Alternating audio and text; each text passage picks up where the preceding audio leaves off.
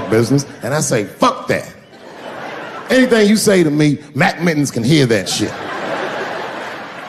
And he listened to the whole meeting. And when they done talking, I just look over at Mac Mittens, and if he gives me the signal, meow, meow, I'll sign the papers. It's a gut check.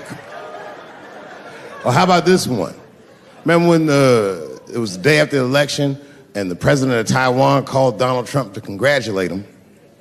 And Donald Trump, of course, took the call and talked to the president of Taiwan.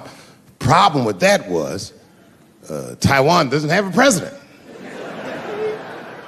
The United States functions on what they call a one China policy, and Taiwan is a renegade province of said China.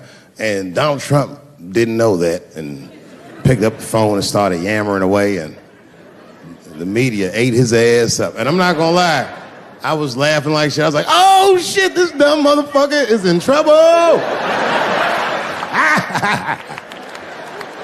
And then that night I was in bed drifting off to sleep, and then I had to admit it to myself. I was like, I didn't know that shit either.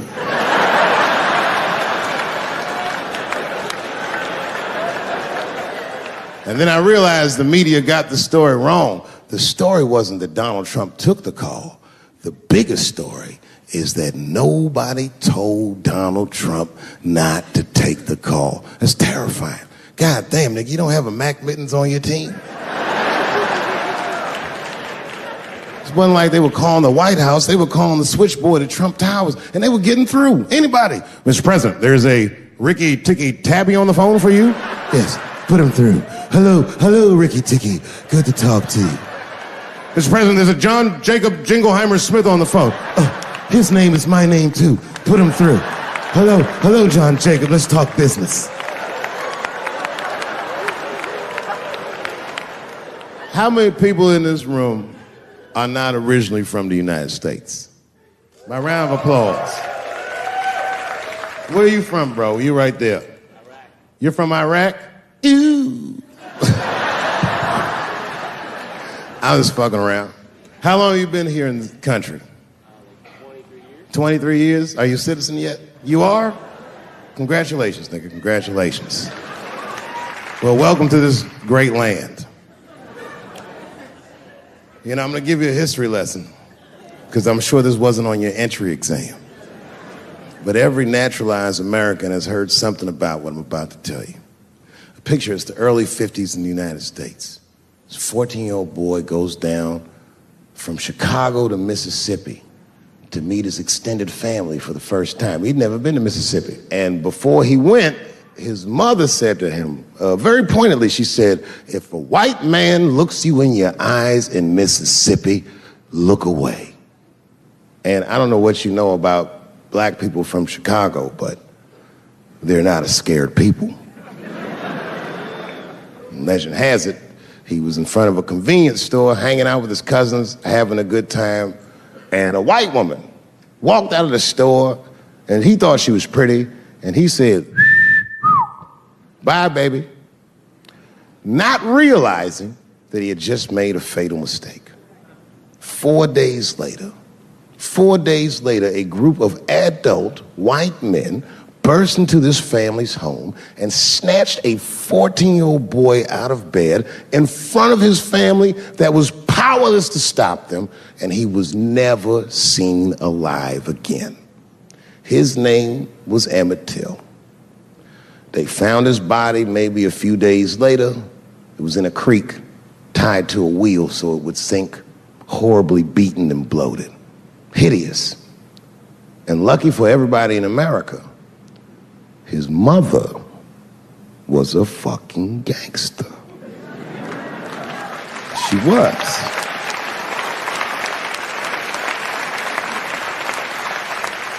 If you can imagine, in the very midst of a mother's worst nightmare, this woman had the foresight to think about everybody. She said, leave my son's casket open. She said, the world needs to see what they did to my baby. And every publication here in the United States, from Jet Magazine all the way to the New York Times, had this boy's horribly bloated body on its cover.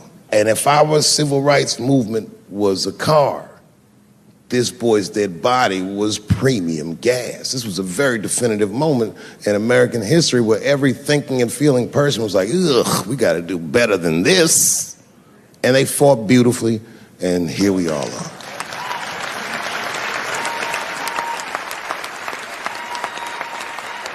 And the reason that I bring that up tonight and why it's relevant now is because less than a year ago, the woman that he allegedly whistled at admitted on her deathbed that she lied in her court testimony. And you can imagine when we read that shit, we was like, ooh, you lying ass bitch. Was furious. But that was my initial reaction. And initial reactions that we all learned as we get older are often wrong or more often incomplete. They call this phenomenon standing too close to an elephant. The analogy being that if you stand too close to an elephant, you can't see the elephant. All you see is its penis-like skin. You gotta step back and give it a better look. And on stepping back and thinking about it for a few moments, I realized that it must have been very difficult for this woman to tell a truth that heinous about herself at any point in her life, even the very end. And I was grateful that she had the courage to tell it before she left this world, because it's an important truth and we needed to know. And I said to myself, well, thank you for telling the truth, you lying ass bitch.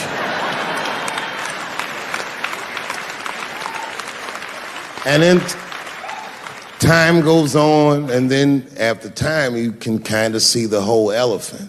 And it's humbling, because you realize that this woman lied, and that lie caused the murder.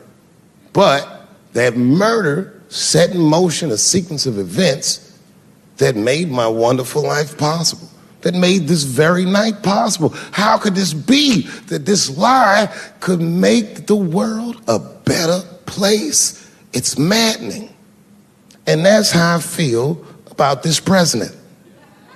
I feel like this motherfucker might be the lie that saves us all. Because I have never felt more American than when we all hate on this motherfucker together. Jesus Christ, it's good. And when it happens, I can see everybody that's struggling. So if I'm on stage and I tell a joke that makes you want to beat up a transgender, then you're probably a piece of shit and don't come see me anymore.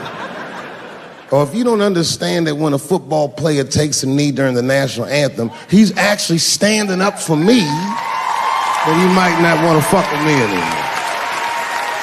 But I swear, no matter how bad it gets, you're my countrymen, and I know for a fact that I'm determined to work shit out with y'all. And if that woman that said that heinous lie was alive today, I would thank her for lying.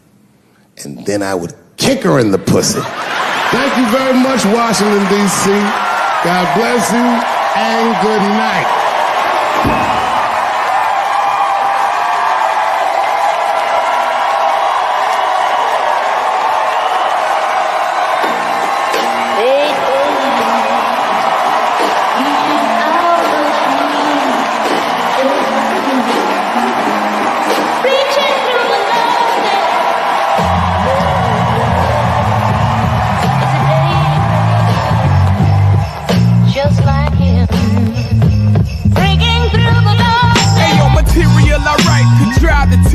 Of 1,000 peers for 1,000 years, and 1,000 cheers won't erase my fears. I'm better off living life where Jesus is. Not an eighth the years, but them Christian kids a little too judgmental about my sins. And I aim to win, but I missed the mark. Paul, Peter, and Joseph when I depart, but I follow my heart without any disguise.